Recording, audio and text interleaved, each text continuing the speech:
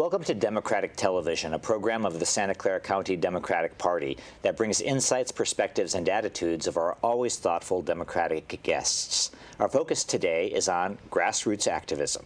And we're here with our guest, Kacey Carpenter, who is a local activist and an author. I don't want to fail to show the book, an author of My Journey with Bernie, The Revolution Starts With Us, which is the book that you've written and I've read and really enjoyed. And we'll talk a bit about it during our program today.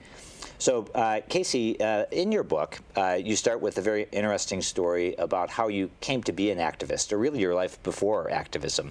What could you tell us a bit about yourself and what brought you to that, up to that moment of activism? Absolutely. Well, first of all, Bill, thanks for having me on your show today. It's an honor to be here. And you know, my life, I was living in Mountain View as a parent, raising our family, you know, active in the schools and the scouts and the sports. And, you know, before 2016, I voted. I participated in democracy, but I trusted, you know, the system. And it really wasn't until the Bernie that I recognized that I needed to do much more. And it was an understanding that I was very fortunate, as many of us are in, you know, Silicon Valley with, you know, college educations were affordable and, you know, great jobs. But I started looking at the next generation, the issues, and it really woke me up. And so I started to get involved. So, now I mean this in the nicest way, the complacency you describe, and I don't mean that in any kind of insulting way, because I think that that's probably 98% of the body politic of America, is in varying phases of that. But it's also just being busy with life. And you were busy in the way that a lot of folks here in Silicon Valley are. Can you tell us, where did you grow up here? Did you come here for Silicon Valley? What brought you here? Yeah, my family moved to California when I was, you know, an elementary school student, and so grew up in California. Went to UCLA, and then went and got my MBA, and came back to Silicon Valley in 1991. Got a job in Silicon Valley, right at at the beginning of really the big build out of the the global internet. So it was a great time to be an engineer in Silicon Valley, and was very fortunate to have an opportunity to live in Mountain View, the great schools and the great communities that are here, and it was a great life. But like I said, a lot of the life-changing experience that Bernie brought for me was recognizing that most of us are too busy to do much more than just raise our families, work hard in our jobs and participate. And democracy requires a lot more from us. It's really something that I recognized and got much more involved. What would you say made you fertile ground to be responsive to Bernie's message? What in life or in society made that message and that messenger resonate with you? Yeah, two things. So first, it was really the economic crisis of 2008, where Wall Street. I trust a lot of institutions in our country, our elected leaders, our governments, the corporations, and I actually lost significant college funds due to the crash of 2008. Money you were saving for your kids? For my kids' college education. And so that was kind of the wake-up. That nobody likes to lose their hard-earned money. And I was not alone. Millions of Americans lost a lot in that crash, and that was a severe kind of wake-up call for me, that it's I hadn't reached the goal of raising my family, but I had to do more to make sure the institutions are trustable. That was the first thing. And then the second thing was my partner, Kathy. She, a lot of the information I received was on TV. She spent a lot more time reading the books, progressive radio, and really getting much more information to inform her positions. And I talked to her about that. I said, who would you, Kathy, consider for the candidate? And she suggested I would meet Bernie Sanders. And so really it was those two things, a kind of a shock event, and then someone that was much more tuned in to a broader spectrum of information and issues than I had been so far. So there is a gap there, though. There's the 2008 financial crisis, which I think was shocking for a lot of folks in Silicon Valley, and then there were the 2 terms of President Obama. Were you politically interested during that time, or just sort of slowly becoming awake to the issues that you kind of triggered your activism? Yeah, I was definitely. I recognized with President Obama, he had a great vision, and I voted for him, of course, in both elections. But I think that he needed a lot more support. And so, I do think that For me, the big change happened in 2015, 2016, recognizing that it wasn't just the presidential race, it was the fact that millions of people in America needed to be recognized for for the issues that they had. And when I really am thinking about my kids and the other kids that are in elementary school and junior highs today, when Bernie talked about what we still needed to do and think big. Right. For health care, for affordable education, for the inequalities, for the environment. I recognize that no single president could bring about this change. We needed to bring about community-led organization to get these things done for our kids, for the next generation. So you mentioned one of the personal consequences of that financial crisis for you was losing money that you've been saving for your kids to go to college, and I know that how does that story end for your kids? Were they able in the end to go to college, or? Yeah. So Kathy and I are very, very, very thankful. All four of our children are graduates of college now and debt-free. And that was really the commitment we made to ensure that they had that opportunity. But there's so many millions of kids today that are facing a very challenging, transition to college, and graduates that are burdened with student loan debt. So to me, that's a huge issue that we need to address. And when I was at UCLA, college was affordable. And why isn't it that our public colleges are not affordable today to all of our the people? Is that the world that your kids faced when they were going to college, an affordable UC system that was accessible to them, or do they really not find that to be the case? Yeah, I think it's the fortunately we're very privileged here in Silicon Valley to have great schools and great opportunities, and so they were able to get good opportunities that were matched to their needs, and because we committed to that, that's happened. But I think it's these types of issues that we need to recognize for all of our communities. Yes. And so I think that was one of the big issues for me. And so Bernie changed my life because he pointed his finger. He said, "Look, it's not about me. It's about all of us." And that was the day that I knew I was going to do a lot more to support these issues as an activist. So can you tell a little bit about, you say the day, so it sounds like it's literally a day that you remember where he made some kind of pitch or call, and that really inspired you. Can you tell me a little bit about that? Absolutely. How did you come to be there? Where was it, and what time frame? Well, there was actually 2 days. So the first day was the campaign kicked off in July of 2015, and my partner Kathy invited me to go meet Bernie, and there was about 100,000 people around the country that went to local, events. I went to the event in Mountain View, and Bernie was on the video and introduced his message. For the next 6 months, I listened and I learned about Bernie, but it wasn't until December that he was speaking at a rally in Reno that I decided to drive up and hear his message in person. I see.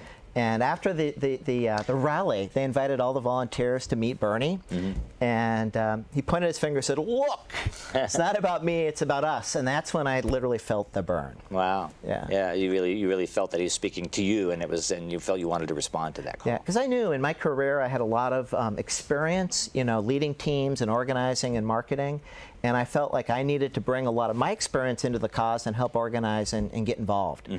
And within a few days, I was helping lead a group that brought 300 people to 30 states to the caucus in Iowa. Wow. And so it happened really quick. That Reno rally was close to the time of the Iowa caucus. Yeah, it was December 27th, right before, it was during the holidays. And so this all happens pretty early in the campaign year, doesn't it? Yeah, and I got a call, a few days later, I got a call.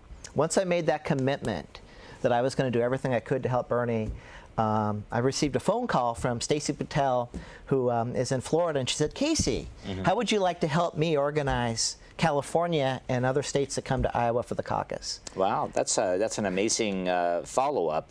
Did you intend to take on that kind of responsibility, or did you know you might be asked to do that? I was thinking in my head, exactly what I felt when Bernie said, "Look, you need to do more," and I realized this is where I need to do it. And so it was very scary because we only had a few weeks and we had to organize all these people, people we had never met in person, and we literally were able to bring together grassroots from 30 states to the caucus and actually get out the vote in an election that no one really thought Bernie had a chance in, and it resulted in a virtual tie. So that effort, your involvement in it, and kind of in that leading way, in many campaigns there wouldn't be room for that, I think, because of professional campaign staff, and they would have an idea of how they want things done. Did you get a script, and what resources were available to you, and how did you know what to do? Yeah, it was absolutely, the whole campaign was about grassroots activists, and it really was it really started with us, and there were people that had a lot of experience. And so they were the ones that had been in campaigns before, but most of us were brand new, in all ages and all demographic groups. And so the campaigns in Iowa were very helpful. We would show up and they'd give us a script, but we really learned from and taught each other. And so some of the, my best friends now, I met during that first trip to Iowa. Right. Many of us continued to campaign in states around the country, all the way to Philadelphia and the convention, and today we're still very active.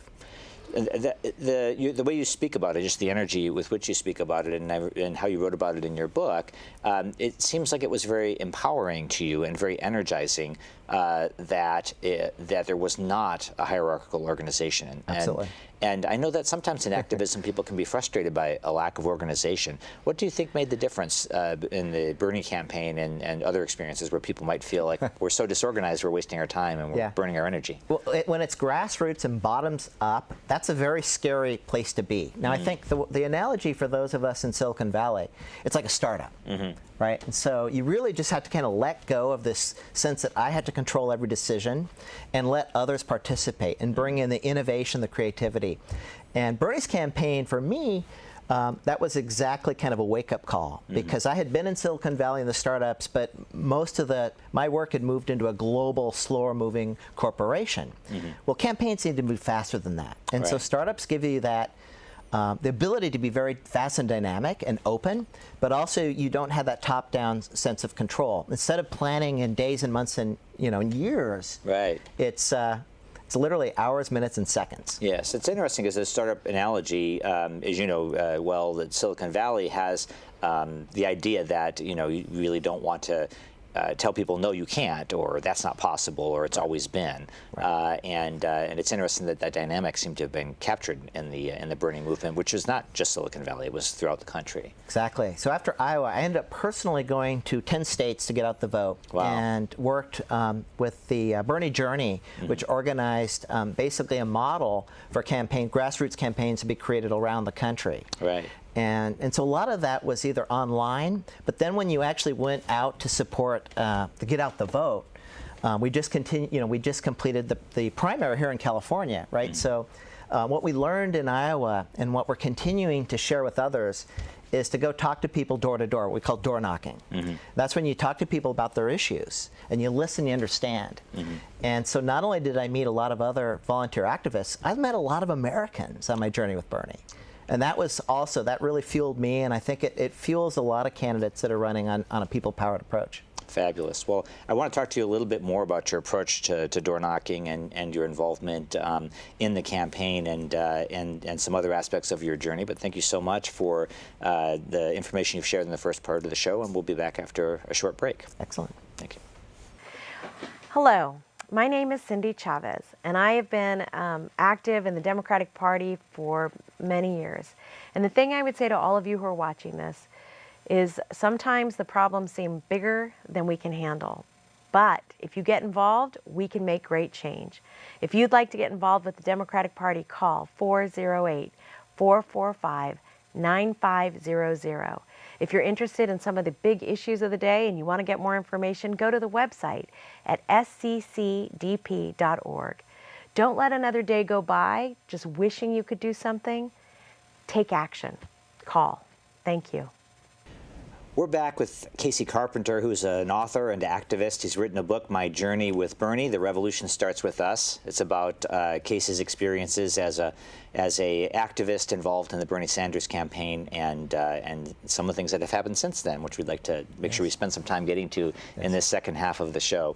Right before the break, you were talking about knocking on doors, and it struck me in the number of times you mentioned in your book the way that you went about doing that. I know often a campaign will have a script, and they'll knock on the door, they'll get the person at the door, and they'll have the things they want to talk at them about, but you speak of it more about listening to them about their issues. Was that an approach that you came upon, or one that the campaign encouraged activists to use? How did you take on that approach? Yeah, the campaign really encouraged us to use active listening. And basically you go, you knock on the door, you smile, and you basically, say, I'm a volunteer, I traveled, from California to Iowa, and I'd like to talk to you about the issues.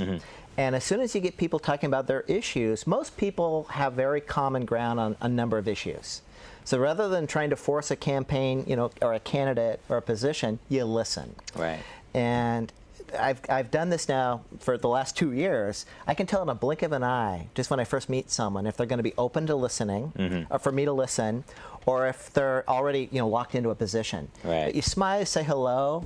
Can we talk for a few minutes about what interests you? It's a very one-to-one, one person at a time approach, and it's very powerful. So you're sort of trying to identify the people that you feel are not yet fixed in a position, that they might be willing to tell a little bit about what they're concerned about, and then if that matches the campaign and the promise of the candidate, you feel then you have a chance to convince them. Absolutely. It's like we said earlier about how most of us are so busy, we're not even really paying attention. Right. And yet because they're so busy, who is this person knocking on my door? Right.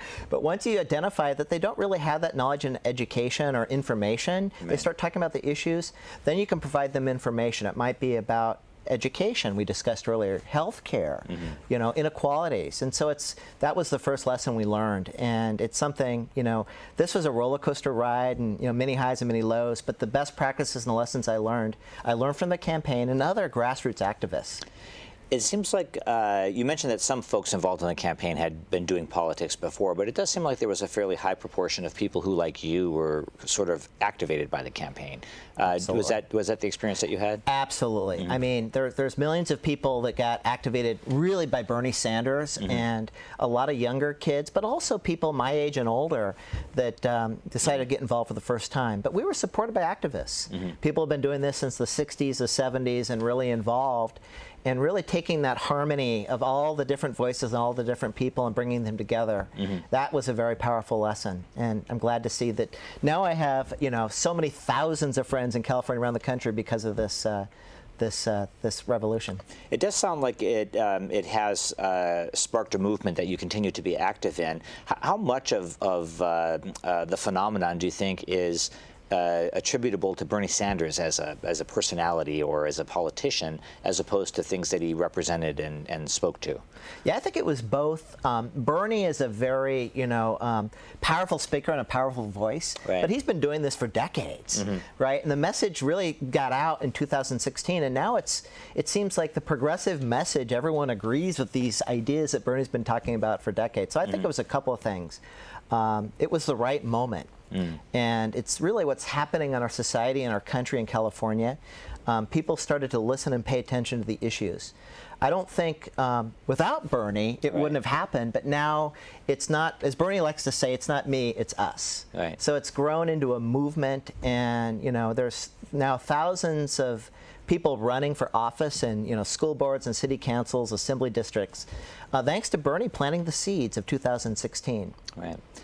In that season, I have to ask you, because I also have a busy Silicon Valley job. How did you manage to find time? How did you make time, carve out time to do all of this, to help run the program in Iowa and get out to Pennsylvania? Yeah. So for the good news was I had an opportunity. I traveled a lot with my job, and I would literally I was a computer-based job, so I could do a lot of work on part-time. While I was working, I could multitask. Right. But a lot of my trips took me to different places in the country and around the world. But then, actually, after the campaign last year, I retired from my career, and I'm now full-time as an activist. Wow, fabulous. And it turns out I'm actually working even harder now. Yes, when you're passionate about something, it can really consume you, right? Yeah. But I think it's an important message, is that whether you can participate in democracy full-time or just part-time, whatever you can give really adds up, and we need people to be able to give. It really matters. Yeah. Good. What was the role of technology in the campaign? Technology, was it really relied on or just used in the conventional way? Huge. Yeah. So the way that we organized was all digital. It was using Facebook groups. It was using Google Forms. We scaled the operation. Halfway good tools that are free, right? Yeah, and a lot of innovators created tools. A texting tool called Hustle. a friends of friends on Facebook tool. So a lot of innovation came from Silicon Valley. A lot of creativity was produced by artists and musicians and people that are producing video content. And so a huge, I'd say, factor was if you don't have the money in a campaign, you have to rely on people and innovation and creativity. Right. And so the tools that we have that are available for free really made a big difference and continue to today. Wow.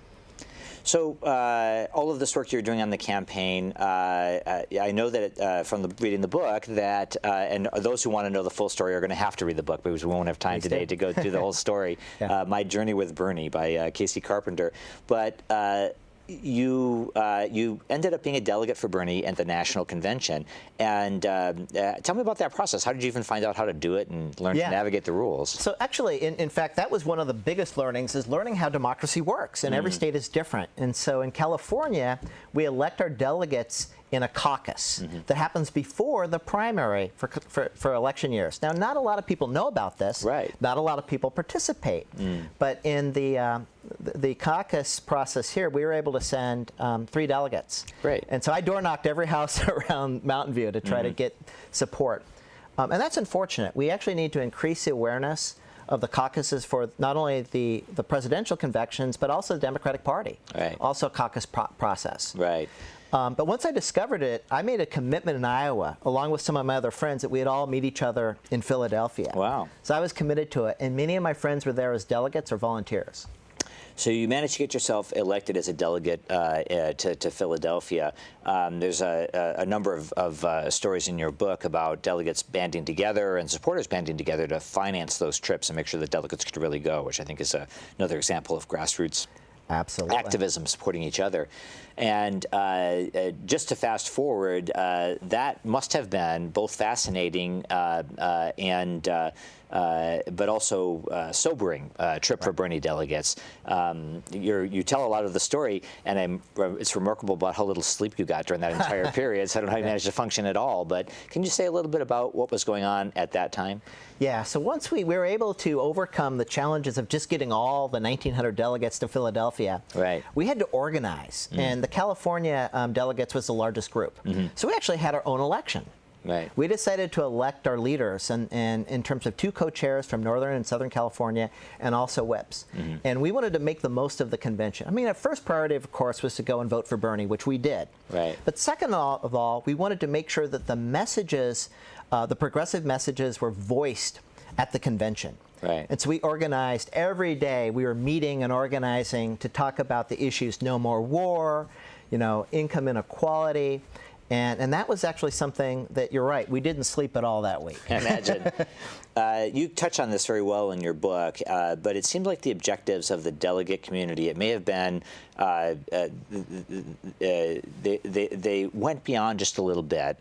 It seemed like there was the hope that you'd be able to turn it around, like with hard work and by being convincing. Did delegates for Bernie still hope when you went to Philadelphia that there might be some way you could turn it around? We absolutely did, because in 2016 there was both the pledged delegates that were elected, like myself, and also the super delegates, the elected officials that really committed to the campaign before Bernie even entered the race. Right. And we actually believe that Bernie would have been a better candidate versus Trump based on the factor that if you bring together not only the people for Bernie and the Democratic Party, but the people that would have voted, we felt like we had a better candidate to defeat Trump. So we were really trying to encourage the superdelegates to align with the popular vote in each of their states. In some states, the states voted for Bernie, but they ended up, because of the superdelegates, not getting as many pledged votes. I see. So we went into Philadelphia with the goal to elect Bernie. And try to convince the superdelegates. So pundits by then, though, were saying that Clinton had it locked up, and it seemed like that the diehard Bernie folks and more importantly the Bernie delegates were still clinging to the idea that you might be able to turn it around. And I hear what you're saying about the superdelegates. Did you find in the end that they were less open to being swayed at that point than delegates had hoped for? Yeah, at that time, the superdelegates were locked in. And the reason why many of us really believed it was important is we traveled to some of those key states. I was in Pennsylvania. I had people come to Mountain View for 2 weeks from all over the country, from Wisconsin, from Ohio, from Virginia. And so people that did that grassroots listening on the ground, we felt that it was going to be very close, and that Bernie would be a better candidate, especially in those states. We were not successful then. Although I think now the message has been delivered for the party to be much more open and led by people rather than a superdelegate process. So I think we're actually making progress in that area. I want to ask you, in your activism, we came to know each other really after that time. Yes. And in your activism locally, one of the great things that as party chair I appreciate your being involved with is being a co-founder of the Bayshore Progressive Democrats. And yes. And in your book, you talk about Bernie folks deciding, are we going to dem exit, or are we going to dem enter, and really, commit to a vision of the Democratic Party through participation. Can you just say a little bit about that? Absolutely. Yeah. So that was really, that began when we were elected to go to Philadelphia. Right. Then it continued not only in California but around the country to organize, to enter the party, and then to create clubs. The Bayshore Progressive Democrat Club is one of the clubs I helped co-found it. It's an awesome club. Please join it. It's a great group. Yes. I've actually had the opportunity to travel around with my book tour and meet with other clubs in California around the world. And so this is not only happening in California, it's happening in Michigan, it's happening in Florida, it's happening in Pennsylvania, it's happening in Iowa. It's happening in the sense that you see that there are Bernie-crats who've committed to the party and are trying to influence it from the inside. Democratic Socialists, Our Revolution, and really bringing together, this harmony of voices, yes, which is really the power of the people. And based on the model Bernie taught us, first of all, let's use grassroots activism and reject the corporate money from the top. Right. And let's organize locally. And then we can actually create change in our communities that is sustainable. Well, very good. I appreciate so much your perspective. I appreciate your commitment to the Democratic Party and carrying forward the values and the movement and the skills you learned as a grassroots activist in the Bernie campaign. And sharing that with others through your book, which I encourage people to read, because I think it provides great insight for those of us who were not Berners to understand what was going on in that campaign and in your movement. Thank you so much. Yeah. And it's my journey with Bernie.com. Very good. Okay, fabulous. Thank you. Thank you for watching DTV. Give us a call at 408-445-9500 or visit our website at www.sccdp.org. Help us to make a difference. We'll see you on the campaign trail.